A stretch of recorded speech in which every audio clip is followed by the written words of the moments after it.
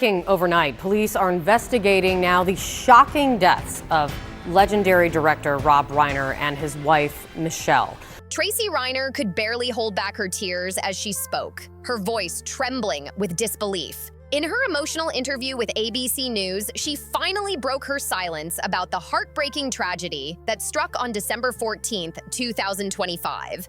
The day her parents, the legendary director Rob Reiner and his wife, producer Michelle Singer Reiner, lost their lives in a devastating incident at their Brentwood home in Los Angeles. That day didn't just take her parents away, it shattered her world. It was also the day Tracy began revealing painful truths about what really happened inside that house, exposing a story that has left Hollywood speechless. In the haunting interview, Tracy revealed that her younger brother, Nick Reiner, had personally told her the reason behind his shocking actions toward their parents. A private confession that, as Tracy says, still echoes in her mind like a warning no one wanted to hear. Before diving deeper into this emotional story, if Rob Reiner and Michelle ever touched your heart through their films, share a comment below to honor their legacy and say your final goodbye. According to Tracy's interview with ABC News, the moment that haunts her the most happened in early December 2025, just 1 week before the tragic event. The conversation took place at the guest house behind her parents' home in Brentwood. Sometimes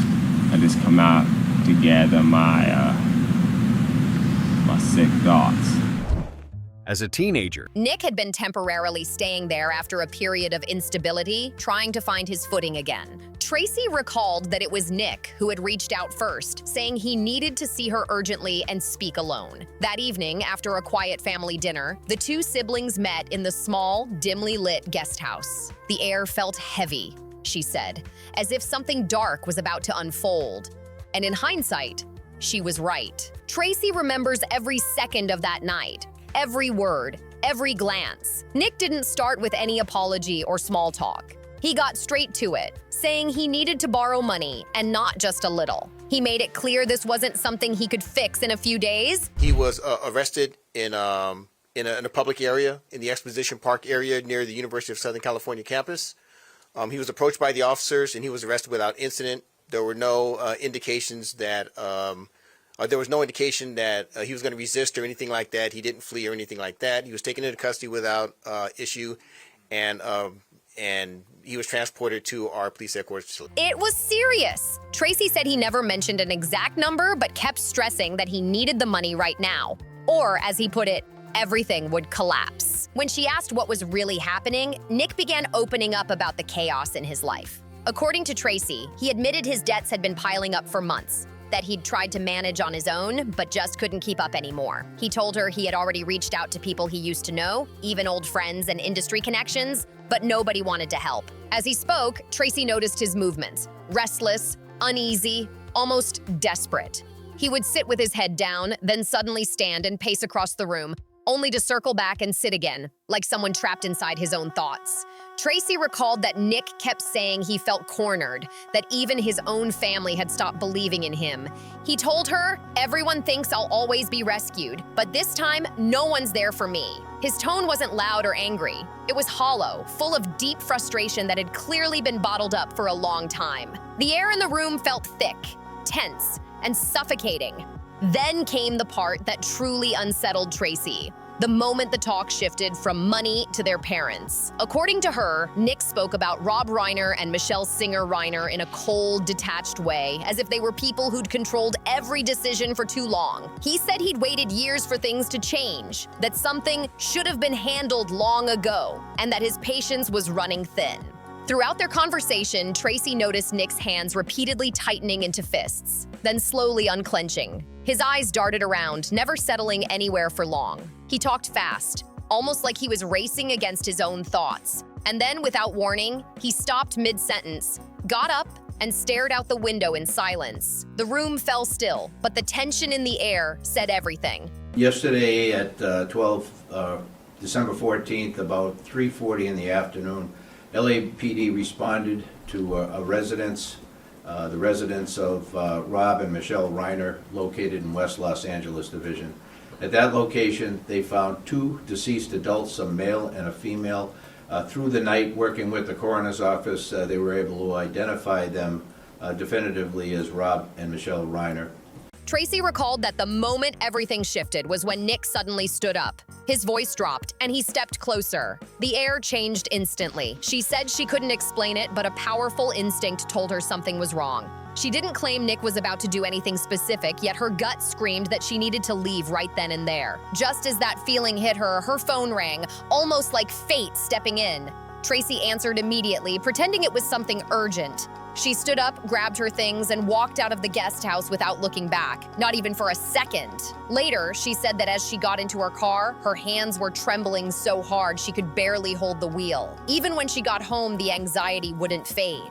It lingered deep inside her like an alarm that wouldn't turn off. Over the next few days, Tracy kept thinking about whether she should tell her parents what happened. But with the holidays coming up and tensions already high in the family, she hesitated. Maybe, she thought, she was just overthinking it. But when the devastating news broke on December 14th, 2025, and outlets like CNN and ABC confirmed what had happened, everything suddenly made sense. Every strange detail from that night, every uneasy moment. Tracy realized that what she thought was just a failed plea for money was actually something far deeper, a warning sign that Nick was in serious distress, mentally and emotionally. She said that night wasn't just about finances, it was about years of built-up pressure, bad habits, and emotional struggles that had finally reached a breaking point.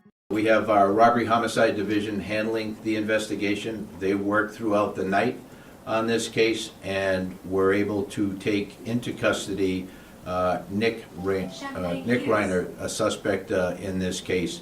He was subsequently booked for murder and is being held on $4 million bail. In her emotional interview, Tracy said, "I don't see someone who changed in just a few months. I saw the same behavior repeating again and again." Her words painted a picture of a long, painful decline, one that had been quietly unfolding for years before everything fell apart. Nick Reiner was born and raised in Los Angeles, the son of Rob Reiner and the grandson of Carl Reiner, one of the most celebrated names in American television history. Tracy said Nick grew up surrounded by comfort and opportunity, but behind that privilege, there were always warning signs. He was impulsive, easily triggered, and constantly pushing against boundaries. Nick once admitted in an old interview that as a teen, he often needed to step away and clear his thoughts. But those moments of reflection didn't last long. Tracy explained that he drifted into circles outside the family, people who lived fast and took big risks. He started staying out late, avoiding structure, and chasing distractions that numbed his restless mind. According to Tracy, Nick himself once said that his troubles didn't come from a lack of love or money, but from the noise in his own head. He was always trying to find ways to quiet it, but instead of peace, he found chaos. Those early experiments, as Tracy called them, slowly pulled him into a cycle that would haunt the family for years. Nick spent long stretches in treatment facilities across California, sometimes for months at a time. Each visit brought hope that things might finally change. But every time he came home, the pattern returned: frustration, anger, and resistance to any kind of structure. Tracy said the family tried everything they could: doctors, therapy, rehab, boundaries, but nothing ever seemed to stick. Each time, Nick would slip back into the same self-destructive rhythm, growing more detached and harder to reach. And now, looking back, Tracy said those were the warning signs that no one truly understood until it was too late. Back in 2016, Nick opened up in an interview with NPR, saying he couldn't stand the idea of being told to slow down or settle. He described himself as a kid who grew up in a Hollywood family, surrounded by fame and expectations. But once he hit rock bottom, none of that mattered anymore. According to Tracy, that same line, "My background doesn't mean anything now," became something the family heard again and again, proof that Nick wasn't ready to truly change, no matter how hard they all hoped he would. After years of going in and out of treatment, Nick developed another dangerous habit: gambling. Tracy explained that at first it seemed harmless. Small games, casual bets, just fun with friends. But before long, Nick started believing that luck could be his ticket out, that one win could erase every mistake and wipe away years of failure. According to reports from Page 6 and CNN, Nick eventually lost tens of thousands of dollars. Desperate to bounce back, he started borrowing money to recover his losses. Tracy said the family discovered multiple times that Nick had secretly borrowed cash and lied about what it was for. Every time they confronted him, his reaction was explosive, full of anger and frustration, insisting that no one understood what he was going through. Tracy remembered one conversation in particular. Nick had said, "I just need one more chance, one more win, and I'll fix everything." But instead of turning things around, each gamble only made his debt grow, dragging him deeper into a mental storm that he couldn't escape.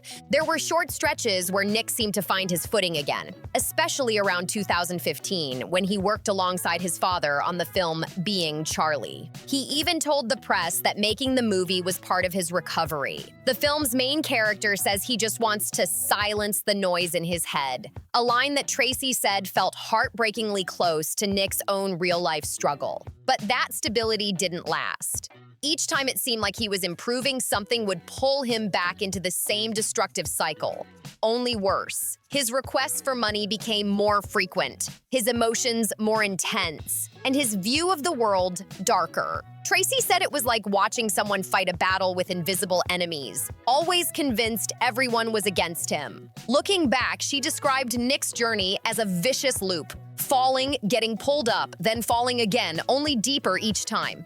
Gambling, money issues, and emotional outbursts became tangled together until it was impossible to separate one from the other. And through all of it, her parents, Rob and Michelle, tried to help, even when it drained them, emotionally, financially, and spiritually. Tracy said that after years of trying, the story stopped being just about Nick's troubles. It became a family struggle, one that weighed heavily on her parents most of all.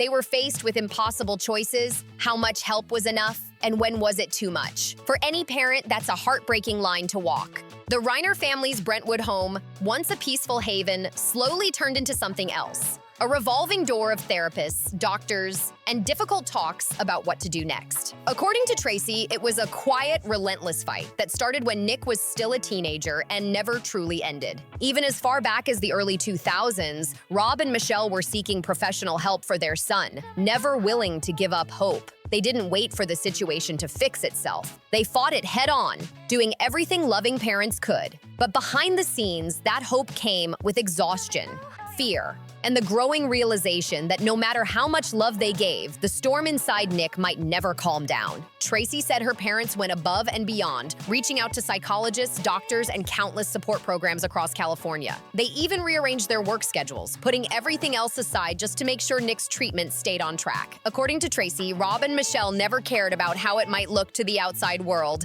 Their only focus was keeping their son safe. Family mattered more than image, she said firmly. One powerful story, first mentioned by Us Weekly and Page 6, and later confirmed by Tracy, involved Alana Zabel, a yoga instructor who worked closely with the Reiners in the early 2000s. During one session held inside their Brentwood home, Nick reportedly had intense emotional outbursts, shouting, pacing, and crying for long stretches. What stood out, according to Alana, wasn't the outburst itself, but how Rob and Michelle handled it. They didn't send Nick away or ask anyone to step in. They stayed right there, face to face with their son, waiting patiently until he calmed down. Tracy said that moment summed up her parents perfectly: patient, loyal, and determined to face every storm as a family. As Nick got older and entered longer-term treatment programs, Rob and Michelle remained his support system through it all. Tracy said there were times when Nick would be away for months, working hard on his recovery. And when he came back home, her parents treated him with nothing but warmth. They'd rearrange the house to make space for him, often letting him stay in the guest house to give him privacy but still keep him close enough to watch over him. Each time, they hoped it would be the last time they'd have to start over.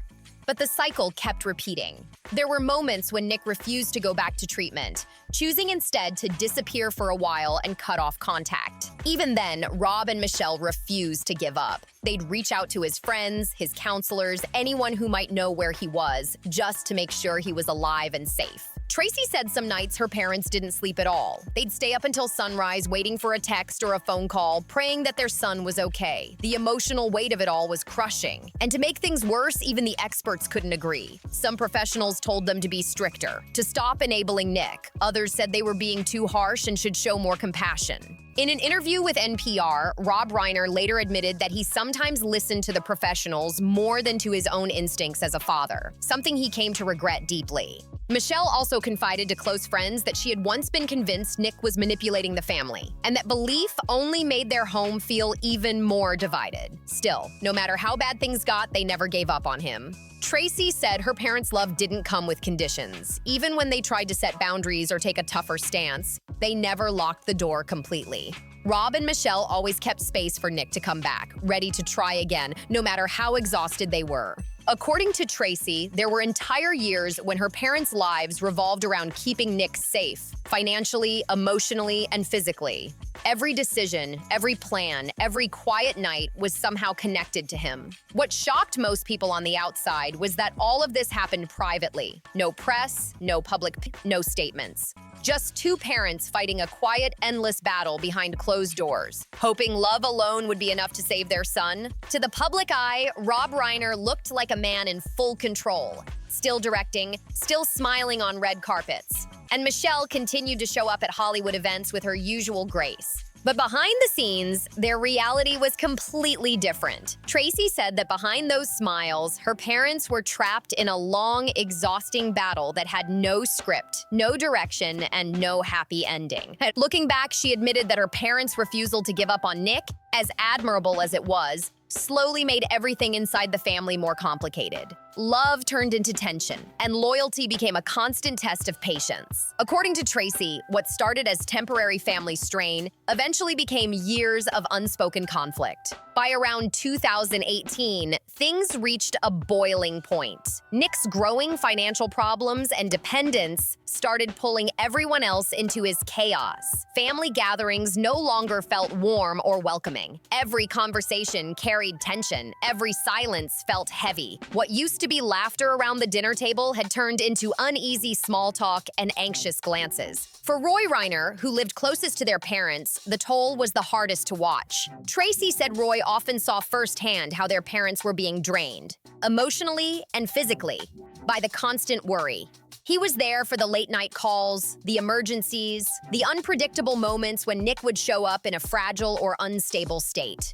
Over time, Roy began stepping back. Not because he didn't care, but because he was afraid that one night things could spin completely out of control. The relationship between Nick and Jake Reiner was different, but just as painful. Tracy described it as cold distance. Two brothers who no longer spoke much, their connection reduced to awkward nods at family events. According to sources cited by Page 6, Jake's silence toward Nick wasn't anger, it was something heavier. It was disappointment, maybe even heartbreak, over someone he couldn't recognize anymore. The quiet between them, Tracy said, was louder than any argument, but the most strained relationship of all was between Tracy and Nick. It was deeply personal and carried years of complicated feelings. Tracy, being Rob's adopted daughter, said that during Nick's darkest years, he seemed to grow more sensitive about her place in the family. Even when he didn't say it outright, she could feel the comparison, the suspicion, in the way he looked at her. It was like he saw her as the trusted one, the sibling who their father supposedly believed in more. Tracy recalled moments when she could sense the jealousy brewing. Whenever family discussions turned to money or support, Nick's energy shifted instantly.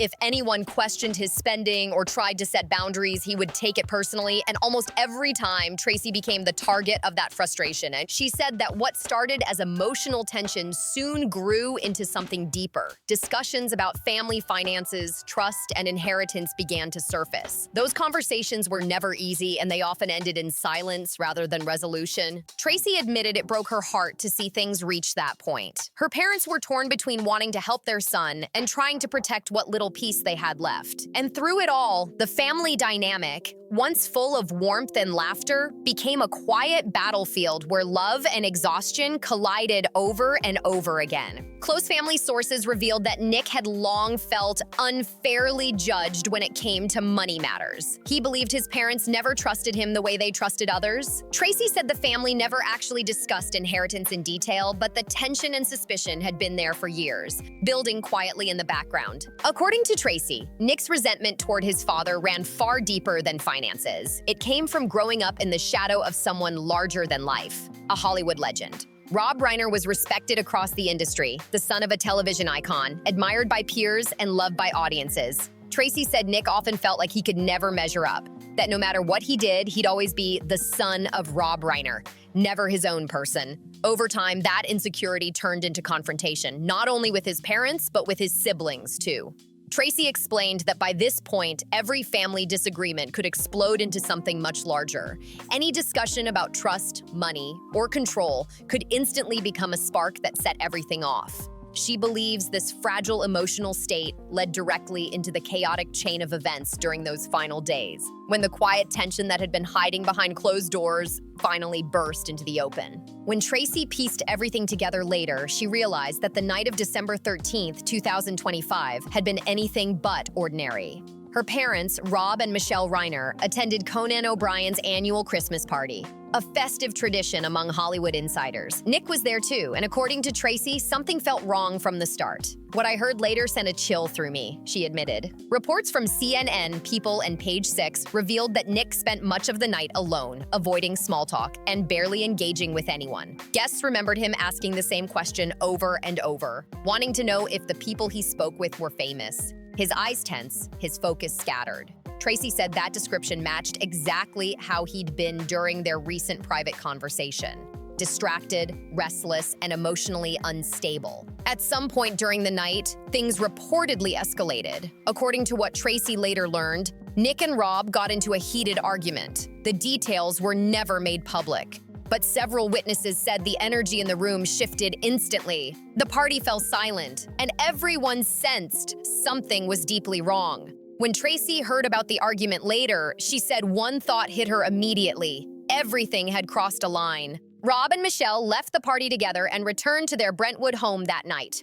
No unusual calls came afterward, but by the following afternoon, Sunday, December 14th, 2025, tragedy struck. When Romy Reiner couldn't reach her parents, she drove to their house to check in. Within minutes of entering, she ran out in panic, calling for help. At 3:40 p.m., LAPD officers arrived and discovered what had happened. The medical examiner later ruled both Rob and Michelle's passing as the result of severe injuries, confirming the case as a homicide. When Tracy got the news, she said her mind went blank, and then flashes of memory began flooding back. Her last talk with Nick, his strange behavior, his growing instability, everything suddenly made sense, and it was unbearable. While officers secured the property, Nick was nowhere to be found. Surveillance footage later showed him at a gas station near the University of Southern California, roughly 15 kilometers from the Brentwood home. Tracy said that when she saw that footage on the news, she barely recognized her brother. He looked lost, paranoid, constantly glancing around as if he thought someone was watching him. Less than an hour later, around 9:15 p.m., police tracked him down and took him into custody, ending a citywide search. Tracy said she didn't feel relief, only deep sorrow. The truth, she said, had become impossible to deny. On December 17th, 2025, Nick appeared at the Los Angeles Central Courthouse for his first hearing. Prosecutors charged him with 2 major counts involving serious harm to multiple individuals and the use of a dangerous object. The arraignment was scheduled for January 7th, 2026, but Nick didn't enter a plea during that initial appearance. For Tracy and her siblings, the heartbreak wasn't just in losing their parents. It was realizing that the person responsible was the same one they'd spent years trying to save. The signs were always there, Tracy said softly. We just never thought it would come to this. In her NBC interview, Tracy's words didn't sound rehearsed or calculated. They sounded like pure heartbreak, the kind that leaves a person hollow. There are pains so deep you can't even scream, she said. They just live inside you forever. To Tracy, Rob and Michelle Reiner weren't just her parents. They were her home. As the daughter Rob had adopted from his first marriage to Penny Marshall, Tracy said she never once felt different or less loved. Her father was her anchor. Not loud, not showy, but steady and always there when she needed him. Her mother, Michelle, was the warmth that held the whole family together. Every childhood memory Tracy carries is soaked in that love. Family dinners, laughter echoing through their home, the feeling that no matter what happened, she was safe. They loved us with everything they had, she said. A statement that felt both like a confession and a thank you. For years, Rob and Michelle chose compassion even when it broke them. They chose patience even when hope ran thin.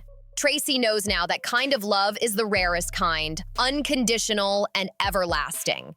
What hurts the most, she said, is losing the only people who understood her without her needing to explain a word. There are some losses you don't move past, she whispered. You just carry them forever. Her siblings, Jake and Romy Reiner, later released a joint statement that brought the entire entertainment world to tears. Words can't describe the pain we're living through, they wrote. Losing our parents, Rob and Michelle, is something no one should ever experience. They weren't just our parents, they were our best friends. In the following lines, they didn't talk about anger or blame, only about love. They asked for privacy, for compassion, and for their parents to be remembered not for what happened, but for how they lived, for the kindness, laughter, and warmth they gave to everyone around them. Not long before it all happened, Roy had shared casual photos with their dad and simple moments that now feel priceless. For Tracy, each picture is a reminder that she truly was loved, that she grew up in a family that gave her everything, even when life itself felt too heavy to bear. Now, with the case still ongoing, the Reiner family faces a loss that no amount of time can fix. Tracy said it best. This was a tragedy written long before it happened. We just didn't understand the warning signs until it was too late. If you have any thoughts, theories, or reflections about this story, drop them in the comments. Let's talk about it together. And don't forget to like, subscribe, and turn on notifications so you don't miss the next deep dive. See you in the next one.